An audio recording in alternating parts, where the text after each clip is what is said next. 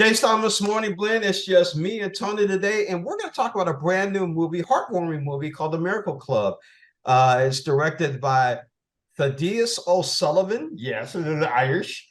It stars Laura Linney, Kathy Bates, Maggie Smith, Agnes O'Casey, Mark O'Halloran, Mark McKenna. I have a very good one.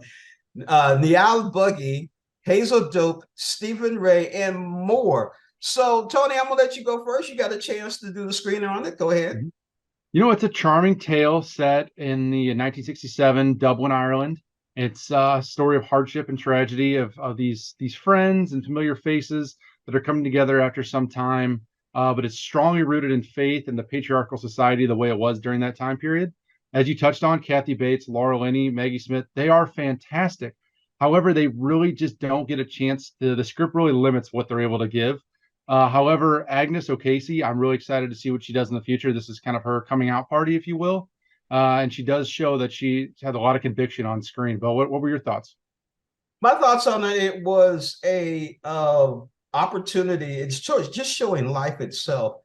The miracle for me in this was the fact that they were able to forgive, because they went back 40 plus years, and that's where the story starts. She's right there at the beach. She's looking at this plaque, and then the story unfolds from that point on. And I thought it was pretty good. Again, I'm always loving to see Maggie Smith. I love seeing her. Kathy Bates, I love seeing her.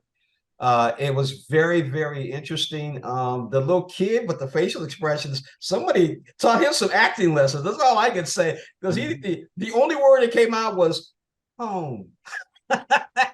Spoiler alert. Yeah, and that was it. And you're right, it is faith-based, but again, we're not going to spoil it for people, but it goes back to even 1700 to the day on how many miracles actually did happen in this whole thing.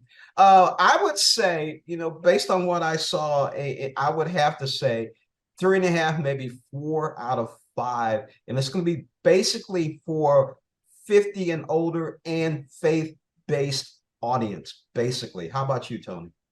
I give it a 3 out of 5. I agree with the faith-based audience. You know, the relationship unwinds and it does kind of give away, it cuts away over time, but it's very predictable.